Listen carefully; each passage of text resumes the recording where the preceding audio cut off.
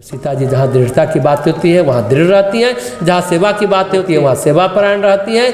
वाल्मीकि जी कहते हैं कि रावण युद्ध के बाद जब सीता जी लंका से बाहर आ गई, लेकिन ये तो राम जानते थे और सीता जी जानती थी कि मूल सीता, वास्तविक सीता तो अग्नि में है। राम ने कहा क्या छाया सीता बाहर निकली थी, छाया सीता का अपहरण हुआ था, छाया सीता लंका गई थी, मूल सीता तो अग्नि में समा गई थी। अरण्य कांड को हम पहले आपको बता चुके हैं। तो राम ने कहा आप स्वतंत्र हो, आप जो चाहे सो करो। तो सीता जी ने न राम से क्षमा मांगी न राम से आग्रह किया। सीता जी कहती अग्नि के सामने हाथ जोड़कर, यदि मेरे मन में राम के अलावा कोई और बसा है तो हे सर्वलोकों की साक्षी अग्नि, तुम मुझे मेरी पवित्रता का प्रमाण दो। वो कौन अग्नि थी? जातवेद अग्नि। जब विवाह होता है गार्हपत्य अग्नि लेकर के बेटी ससुराल जाती है, वो अग्नि दिया जाता है। वो अग्नि में विवाह के फेरे होते, सभी अग्नियाँ अलग अलग है। ये जातवेद अग्नि, आप यज्ञ करते हो हम जातवेद से स्वाहा बोलते हैं ना, तो वो अग्नि है। कौन अग्नि?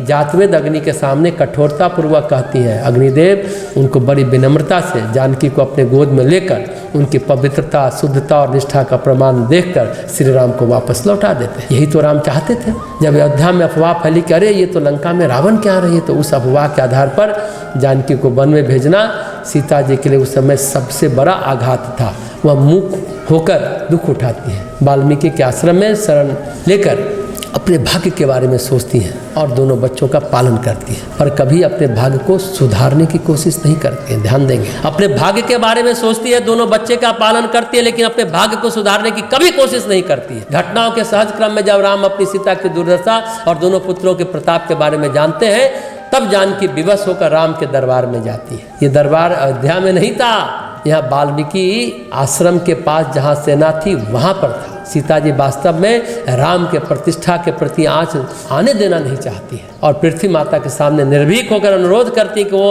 अपनी बेटी को अपनी बाहों में लेकर शाश्वत शरण तथा शांति प्रदान करे। मनसा कर्मणा वाचा यथा रामम समर्पय, यदि मन, कर्म और वचन से मैं राम की अर्चना करती रही हूँ तो पृथ्वी माता मेरे लिए उष्णता और स्नेह से युक्त हृदय में जगह बनाए। इस तरह से जानकी जिस पृथ्वी से उत्पन्न हुई थी उसी पृथ्वी में समा गई। तो बात यह है, सीता जी जितनी अच्छी पत्नी है उतनी अच्छी गृहिणी है, लेकिन उनको न डर है न भय। उनकी जो धर्मनिष्ठा है वह कहीं पर भी और किसी भी स्थिति में भी न तो रावण के सामने दिखती है और न राम के सामने दिखती है। तो ये कथा कुशल गृहिणी और आदर्श पत्नी सीता जी की कथा हम लोगों ने सुनी।